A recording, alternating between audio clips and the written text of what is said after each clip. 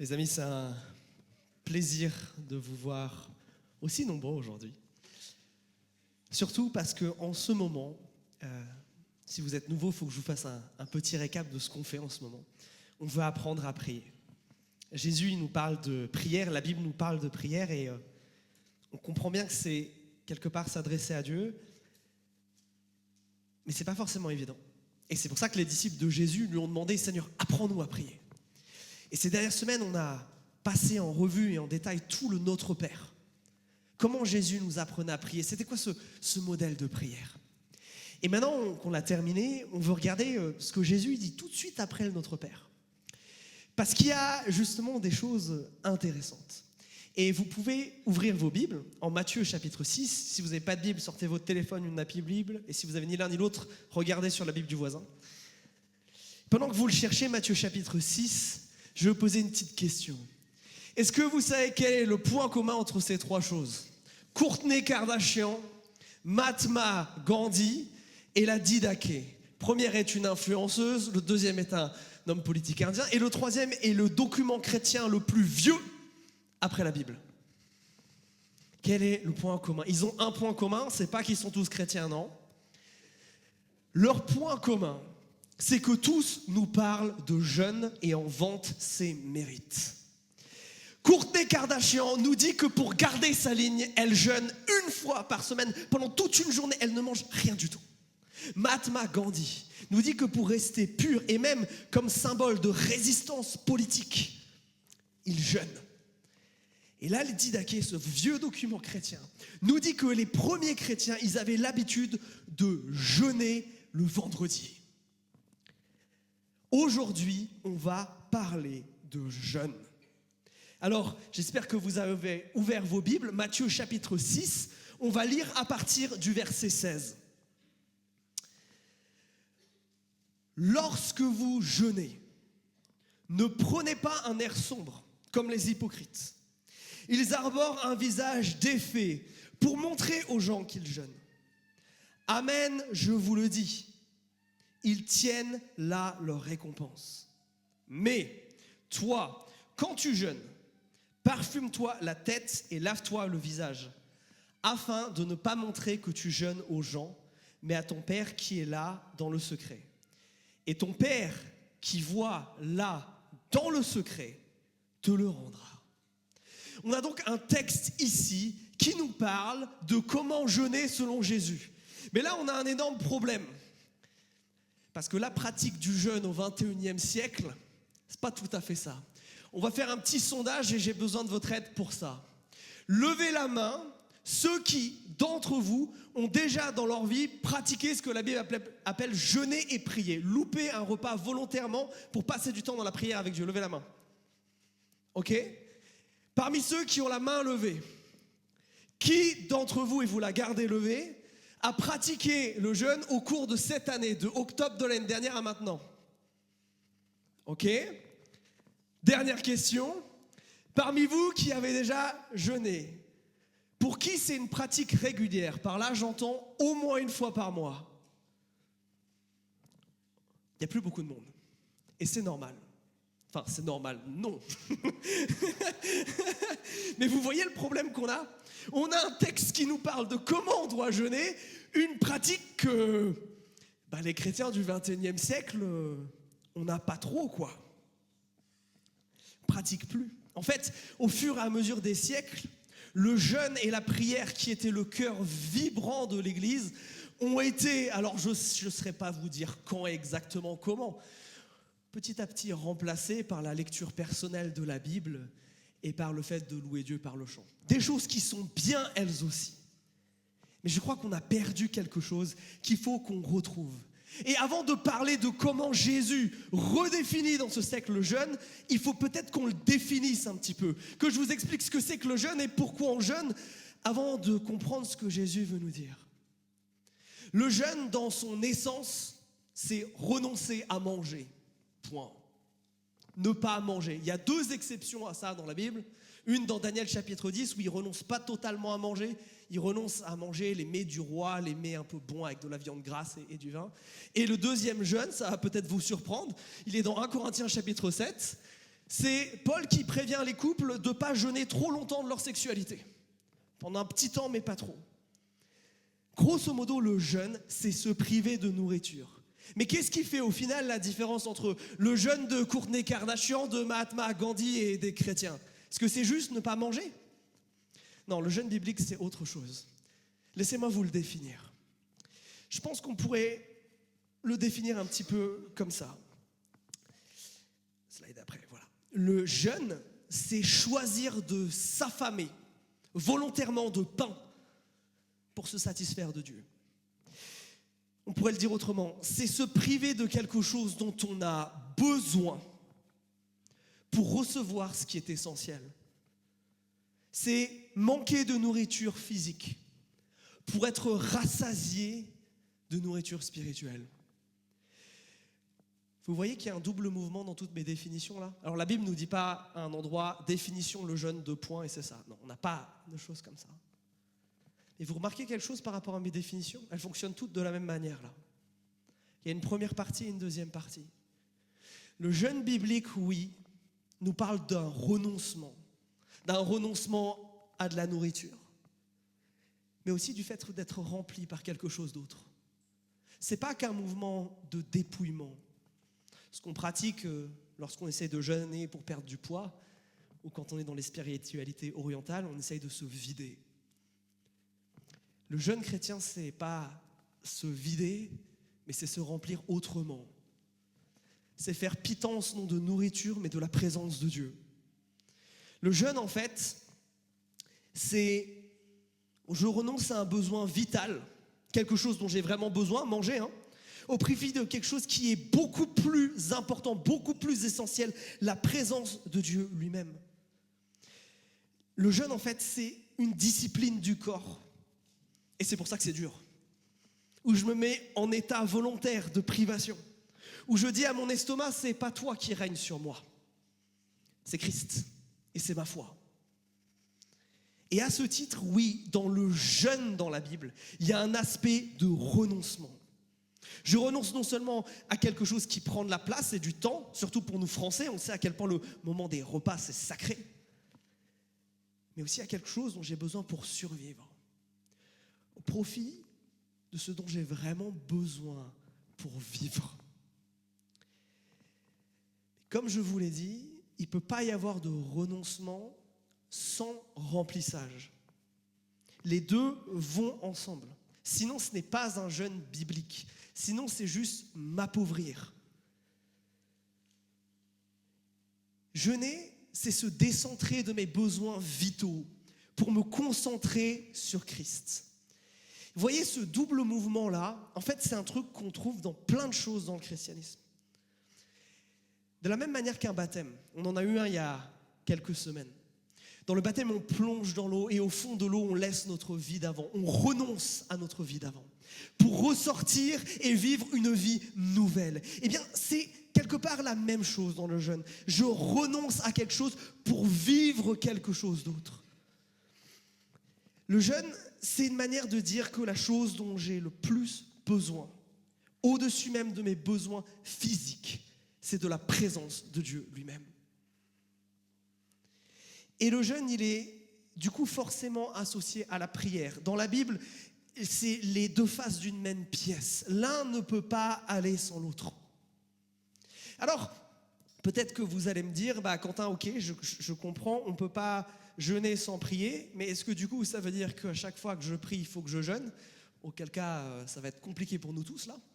Est-ce que prier régulièrement si on doit jeûner à chaque fois? Pourquoi on devrait jeûner? À quoi ça sert de jeûner finalement? Parce que regardez, le premier mot du verset 16, c'est pas si vous jeûnez, c'est pas si vous avez envie de jeûner, c'est lorsque vous jeûnez, quand vous jeûnez. Ça présuppose donc que c'est un truc que les chrétiens font. Et ça tombe bien, depuis le début de l'Église, on le sait, c'est un truc que les chrétiens font. Alors pourquoi? Pourquoi jeûner quand je prie? Je vais vous reprendre d'autres exemples. De la même manière, par exemple, que le baptême, il incarne, il montre, il rend visible, il témoigne de la réalité de notre foi. De la même manière, le jeûne il montre, il rend visible, il mobilise nos prières et notre volonté de dépendre de Dieu. Un autre exemple pour le comprendre. Dans la Sainte Seine, parce qu'on doit manger quelque chose, toute notre attention, toutes nos émotions, parce qu'on pense à la croix du Christ, même nos 5 sens sont tous centrés sur cette idée de vivre maintenant, de se rappeler, de contempler Jésus mort pour nos péchés. De la même manière, dans le jeûne, je vis ça avec la prière. Ou encore une autre manière de le représenter. Je ne sais pas si vous cuisinez bien, mais moi pas du tout. Et du coup, à chaque fois que je peux me permettre d'aller au resto, c'est tout de suite un événement pour moi. Parce que là, je vais manger bien, puis je vais manger dans un contexte. Vous savez, ça que c'est, même si vous êtes bon en cuisine, manger dans un resto, il y a toujours un petit truc. Parce que là, il y a une ambiance, on est assis, on est servi, les plats, ils sont beaux, c'est pas une louche qu'on a mis comme ça dans l'assiette. Il y a de la jolie vaisselle, il y a une musique douce. C'est quelque part l'ambiance d'un bon repas. Eh bien, je vous dirais que le jeûne, c'est un peu la même chose pour la prière. Si la prière, c'est manger, le jeûne, c'est le restaurant. C'est ce qui accompagne cette prière. C'est ce qui la rend visible, tangible. Mais il y a une deuxième raison pour laquelle on devrait jeûner. Pas seulement parce que ça incarne nos prières, ça les manifeste, ça les rend visibles, mais il y a quelque chose d'autre. Si vous êtes comme moi, vous avez un problème avec la prière, c'est que bien souvent, vous dites aux gens que vous allez prier pour eux, vous voulez prier pour eux, puis il se passe tellement de choses qu'on oublie. Et qu'on passe, peut-être même quand on le fait, on passe 30 secondes à prier pour eux, et encore. C'est juste, ouais, je me rappelle de lui, Seigneur, tu t'en occupes. Mais on a du mal à se discipliner dans la prière. On a du mal à se battre dans la prière, de se mettre devant Dieu et de dire, ok Seigneur, je veux t'apporter cette personne. Ok, qu'est-ce qu'il faut que je prie pour elle? Bon, elle m'a dit ça. Seigneur, comment son cœur doit être transformé dans ça? Qu'est-ce que tu veux faire exactement? Tout ça, ça demande déjà un effort et la plupart du temps, ça nous échappe. Et c'est là que le jeûne devient important. Parce que quand je jeûne, je suis dans un temps long, dans un temps où mon esprit est captivé par l'idée de prier, parce que chaque gargouillis de mon estomac qui crie famine est comme une alarme, et ça je vous parle d'expérience sur ça, qui me rappelle au besoin de prier, qui me permet de me discipliner dans la prière, de vraiment prendre à cœur les choses qui sont importantes. Oui, le jeûne, c'est une solution au problème de discipline qu'on peut avoir dans la prière. Plus que ça, le jeûne, c'est ce qui nous permet de vraiment vivre la dépendance avec Dieu. Rappelez-vous de ce qu'on a vu sur le Notre Père. Il est centré sur cette idée de dépendance à Dieu. On l'appelle Notre Père, donc on se place en position d'enfant. Rappelez-vous, on lui demande de lui pourvoir à nos besoins quotidiens. Pas nous d'aller les chercher, mais de lui nous donner. Que ça soit sa volonté qui soit faite, pas la nôtre. Tout ce mouvement de dépendance-là. Et bien quand je prie, oui, je prie et je dis des mots. Peut-être que mon cœur est aussi aligné avec celui de Dieu. Mais quand je jeûne, mon corps le devient aussi. Corps, âme et esprit. Tout mon être s'aligne en dépendance de Dieu. Et alors peut-être que vous vous posez la question, mais du coup, est-ce que ça veut dire que le jeûne, c'est un peu une prière sous stéroïdes, là, ça la booste aux yeux de Dieu? Je ne crois pas. Je ne crois pas que le jeûne rend notre prière plus puissante. Mais je crois que c'est exactement la même idée de ce qu'on a vu il y a quelques semaines, je ne sais plus si c'était la semaine dernière ou il y a 2 semaines, sur le fait de prier au nom de Jésus. Vous vous rappelez de ça? Prier au nom de Jésus, c'est pas simplement de dire à la fin de ma prière, au nom de Jésus, comme si c'était une formule magique, et derrière, ça y est, Dieu il va écouter tout ce que je vais dire. Non. Quand je prie au nom de Jésus, je ne prie pas en mon propre nom. Je choisis de me mettre en dépendance de Dieu, sous lui, en soumission. Eh bien, quelque part, le jeûne, c'est la même chose. En soi, non, ce n'est pas une prière plus forte. Mais c'est moi qui change par le jeûne. Parce que moi, je ne suis plus là, distrait. J'ai faim et mon attention, elle est concentrée sur Dieu. Je ne fais pas autre chose parce que là, je n'ai pas la pression de préparer mon repas ou de manger avec les collègues. Non, là, je suis seul avec Dieu. Là, je dépends de lui même physiquement parce que je lui fais confiance qu'avec ce repas loupé, je ne vais pas tomber dans les pommes et pas arriver à faire ce que j'ai à faire sur le reste de ma journée. Mais peut-être que vous vous dites, ok, d'accord, mais ça c'est cool, mais Quentin, moi ma vie de prière, depuis qu'on a fait cette série en plus, elle va bien. Enfin, moi ma prière, ouais, elle est vivante, elle est forte, ouais, je vis cette dépendance, ouais, j'arrive, je suis plutôt discipliné en vrai, et c'est super. Peut-être que vous vous dites, mais du coup, moi le jeûne, j'en ai pas besoin. Mais je crois que dire ça, c'est comme quelqu'un qui dirait, eh ben écoute, j'ai déjà lu la Bible une fois, j'ai pas besoin de la relire. C'est comme quelqu'un qui dirait, écoute, j'ai déjà compris le message de l'évangile, j'ai pas besoin de prendre la Sainte Seine. Quelque part, c'est de se priver d'un temps de communion avec Dieu. Et si vous êtes chrétien, ça devrait vous parler. Si dans le jeûne, je m'aide, c'est une aide à vivre un temps de communion avec Dieu, mais il n'y a aucune bonne raison de ne pas le faire alors.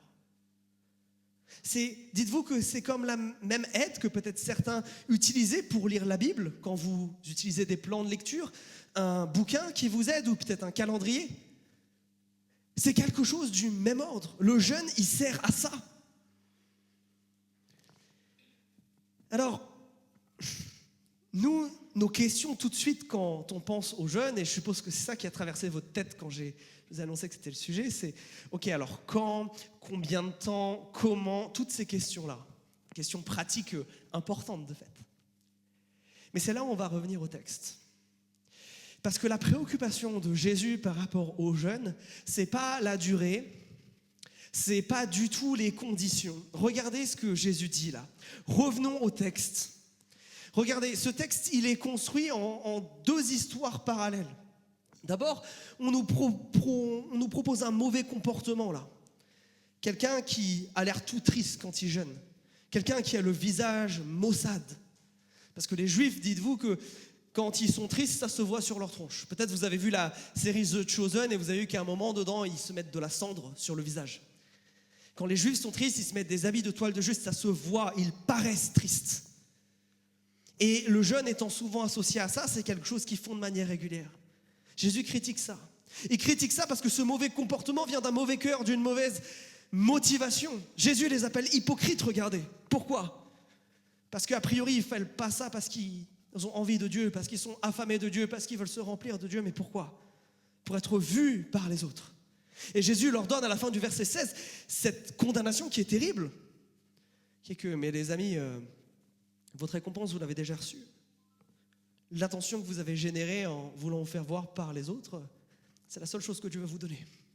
Dieu ne va pas répondre à votre jeûne s'il n'est pas fait avec la belle et la bonne intention de cœur. Et face à ça, au verset 17 et 18, Jésus nous propose un comportement, une motivation et un résultat inverse. Un autre comportement, celui ici de parfume-toi la tête et lave-toi le visage. Dans ce contexte, c'est sois juste comme t'es tous les matins. Que ça ne soit pas visible que tu sois en train de jeûner. Ne l'annonce pas à tout le monde. Non, fais ça discrètement. Parce que si c'est ça qui est important, si c'est ta relation avec Dieu, si c'est te nourrir de Dieu, tu n'as pas besoin que le monde soit au courant. Tu as besoin que lui soit au courant. Et c'est pour ça que, comme pour la prière, il dit, mais va dans le secret. Va là où Dieu te voit. Va dans ce seul à seul avec Dieu. Cherche à être vu de Dieu et pas vu des gens. Et là, regardez, ton Père qui te voit te le rendra. Ton Père répond à ça. Dieu répond. Ce que Jésus nous enseigne, c'est que le jeûne ne doit pas être une course au paraître, une course à la piété, une course pour démontrer qui est le plus spirituel, qui est le meilleur petit chrétien parce qu'il arrive à jeûner. Non, c'est pas dire « oui, moi je jeûne et me dérangez pas là, il faut que j'aille jeûner ». Non, ça serait l'attitude que Jésus déteste et l'attitude que Jésus condamne. Nous ne jeûnons pas pour que les autres posent leur regard sur nous, mais pour être vus de Dieu. Le jeûne, c'est ça. Je me place devant Dieu en toute humilité, avec plus rien du tout. Seigneur, vois-moi. Seigneur, écoute-moi. C'est pour ça que Jésus dit, mais faites-le dans l'intimité et dans le secret. Alors non pas que Jésus s'opposerait à l'idée de jeûner en collectif, on va avoir des exemples de ça un tout petit peu plus tard. Mais Jésus ici nous parle de notre attitude de cœur. Que le jeûne en lui-même, ça ne suffit pas à forcer la main de Dieu. Et ça touche à toutes les disciplines et toutes les pratiques spirituelles. Ce que Jésus dit là par rapport au jeûne, ça s'applique à ta vie de prière, ça s'applique à ta manière de louer, ça s'applique à quand tu lis la parole. Laisse-moi te donner des exemples. Pourquoi tu loues Dieu comme tu loues Dieu? Est-ce que tu lèves les mains parce que les autres lèvent les mains? Parce que l'Esprit de Dieu te pousse à le faire? Est-ce que tu restes contrit, les yeux fermés, parce que tu es subjugué par combien Dieu est grand, ou par peur que l'autre te voie et te juge? Dans les deux cas, c'est le regard des autres et plus le regard de Dieu qui est important. C'est exactement le même problème. Pour vous tous qui enseignez, que ce soit aux enfants, au GDM ou même à la prédication, pour qui est-ce que vous prêchez? Avant, on a parlé du pourquoi, mais là, on parle du pour qui. Est-ce que ça a une audience d'une personne, le Christ, ou on fait tout en fonction des autres? Est-ce que quand je prie dans le GDM, c'est parce que tout le monde prie et que du coup, en bon chrétien, à la fin d'un groupe de maison, on prie, c'est normal? Ou alors, c'est parce que oui, j'ai besoin de Jésus. Mes amis, Christ, il est tellement dur avec ça. Notre attitude de cœur dans nos pratiques spirituelles, c'est ça qui est le plus important. Aller à l'église le dimanche, si je n'y vais pas pour Dieu, ça ne sert à rien. Prendre la scène, louer Dieu, faire des grandes choses, servir. Si mon cœur n'est pas à la bonne place, me dit Jésus, ça ne sert à rien. Rendez-vous compte. Jésus dit, votre récompense, vous l'avez déjà dessus. Les autres vous ont vu, ben c'est cool. Mais ça n'entraînera pas le fait que je vous exauce. Pourquoi nous faisons ce que nous faisons? C'est tellement, tellement, tellement important. Pourquoi nous venons même au culte? Est-ce que c'est pour Christ ou c'est pour les autres? C'est pour nous? La seule bonne réponse, c'est pour Christ. C'est parce que lui et il est digne de toute louange et de toute adoration. Ce qu'il dit ici par rapport aux jeunes, je veux que vous compreniez que ça s'applique à tout. Et par conséquence, si je lutte avec l'orgueil, avec le besoin d'être accepté, reconnu et connu, aimé par les autres, si j'ai le besoin de faire bien les choses, et là j'ai décrit 90% d'entre nous, on a besoin d'être vigilants. Jésus nous enseigne que nous devrions chercher à plaire à Dieu dans le jeûne et dans nos pratiques spirituelles. Et plaire à Dieu, c'est avoir un cœur humble devant lui. C'est pas être dans le paraître, c'est être dans l'être. C'est pas chercher à être vu des autres, c'est chercher à être vu par lui. Dans quelle attitude on est venu ce soir? Bonne question, ça.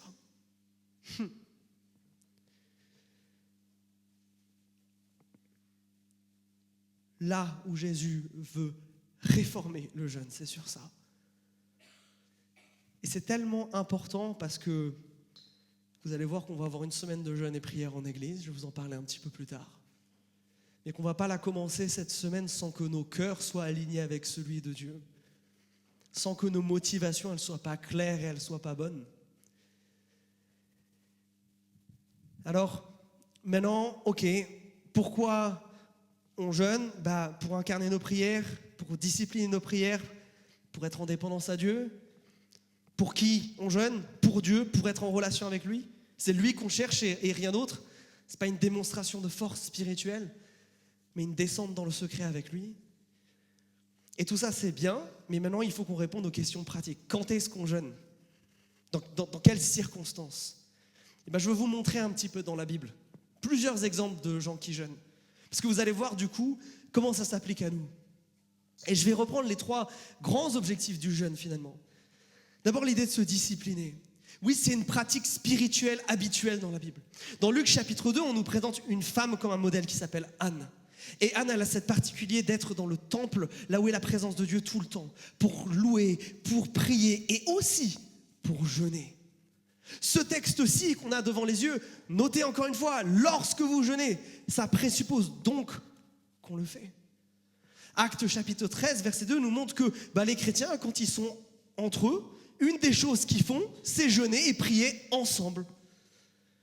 Et ça, c'est pour ça que dans les documents les plus anciens du christianisme, comme l'a dit Daké, on nous parle que les chrétiens ont une habitude de jeûner ensemble le vendredi.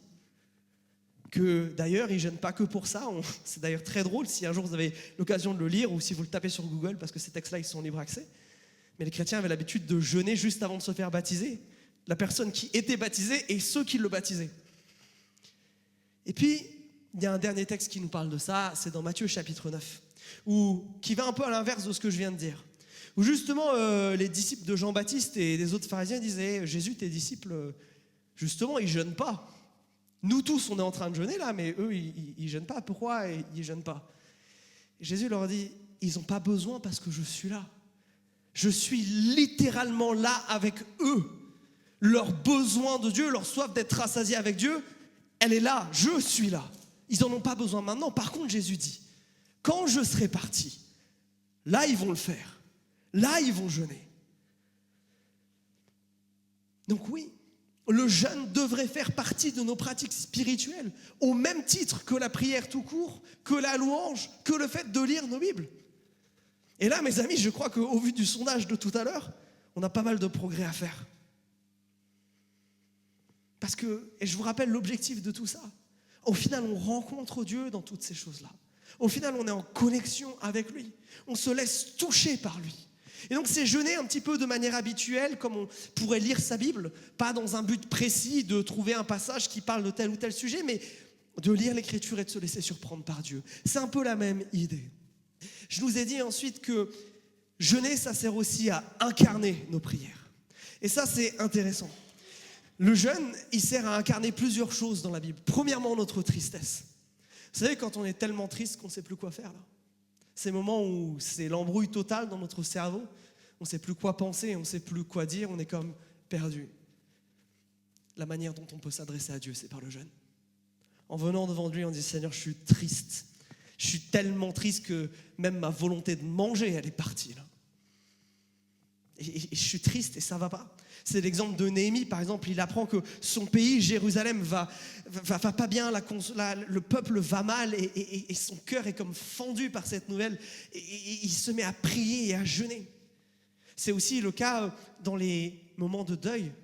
David, lorsqu'il apprend la mort du roi Saül, de ses fils, que Jérusalem est tombée, il déchire ses vêtements et il pleure. Et il prend le deuil et le jeûne parce qu'il est triste. Et ça, c'est vachement fort, je crois. Exprimer notre tristesse comme ça, en disant à Dieu, je suis tellement triste que je n'ai pas envie de manger. Mais je te l'amène, je veux passer ce temps-là avec toi dans ma tristesse.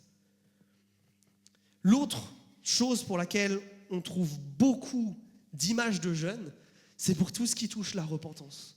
Dans Jonas chapitre 3, les Ninivites, qui sont des vilains pas beaux dans l'Ancien Testament, Dieu dit, je vais vous punir parce que vous faites trop le mal. Et eux, ils se rendent compte de la gravité de leur péché, des conséquences de leur péché. Et qu'est-ce qu'ils font? Ils jeûnent. C'est ce que le roi Akab fait quand il réalise son idolâtrie. Tiens, ça doit parler à tous ceux à qui on a parlé du cœur ces derniers temps. La réponse à l'idolâtrie, entre autres, de notre repentance, c'est le jeûne. Dans Joël chapitre 2, vous savez, on aime bien ce passage parce que c'est celui que l'apôtre Pierre cite à la Pentecôte. Là. Vous savez, vos vieillards, ils auront des rêves, tout le monde prophétisera, on aime bien ça. Puis il y a la deuxième partie que souvent on oublie dans ce texte, qui nous dit qu'une des caractéristiques du Nouveau Testament, c'est qu'on va tellement prendre conscience de notre péché, du besoin qu'on a d'être pardonné, que le jeûne va être caractéristique de tout cela. Donc oui, ça incarne notre tristesse, ça incarne notre volonté de revenir à Dieu. Et c'est intéressant parce que c'est aussi dans les grands moments de la vie, dans les grands moments de consécration. Par exemple, et c'est la seule fois dans toute la Bible où Dieu demande de jeûner. C'est dans Lévitique. Ce jour-là, il y a ce jour qui s'appelle Yom Kippour, c'est le jour où on passe le cœur de tout le monde à la javel. On fait du pardon pour tout le monde. Et bien ce jour-là, parce que ça met une forme de reset, de reboot, on jeûne. C'est aussi ce qu'on voit dans Actes chapitre 13. Là, il y a une histoire rigolote. Ils sont en train de prier et de jeûner, parce que c'est ce qu'ils font. Et tout d'un coup, Dieu parle à ses chrétiens et dit, il faut envoyer Paul et Barnabas en mission. Et vous savez ce qu'ils font? Ils continuent. Ils prient et ils jeûnent et ils leur imposent les mains et ils les envoient. Quand on met ces gens-là en responsabilité, c'est aussi ça. Mais pensez aussi que c'est comme ça que Jésus a commencé son ministère. Quelle est la première chose que Jésus a faite? Il a jeûné pendant 40 jours dans le désert et a été tenté par le diable. Ce qu'il a fait pendant 40 jours, c'est jeûner. C'est ça l'activité, c'est ça qu'il fait. C'est comme ça que Jésus commence son ministère. Et ça nous donne plein de pistes. Oui, quand je suis triste, je peux jeûner. Oui, quand là, je me suis rendu compte qu'il y a ce péché qui a eu tellement d'impact sur ma vie, sur ma famille, sur mon entourage, sur moi. Oui, le jeûne est approprié. Quand j'entame cette nouvelle période de l'année, je peux jeûner. Dans ma faculté de théologie aux États-Unis, on avait l'habitude à chaque début de semestre d'avoir une semaine de jeûne et prière, toute la fac ensemble, pour dédier ce moment à Dieu. Jeûner, c'est approprié dans ces moments où il y a quelque chose de nouveau qui démarre et j'ai besoin de Dieu. Puis jeûner, on a vu aussi que c'était, troisième chose, une manière de dépendre de Dieu pour recevoir des choses. Et bien souvent, c'est la délivrance. Dans la Bible, si ce n'est pas pour la repentance, le jeûne, c'est l'arme de ceux qui n'en ont plus. Le jeûne, c'est l'arme des désespérés, des pauvres et des humiliés, de ceux qui n'en peuvent plus et de ceux qui n'ont plus d'espoir. C'est ceux qui prient parce qu'ils ne peuvent plus rien faire d'autre. C'est le cas, par exemple, de la reine Esther, qui doit aller voir le roi pour convaincre qu'il ne faut pas aller tuer tous les juifs. Elle ordonne à tout le monde, allez, venez, on jeûne.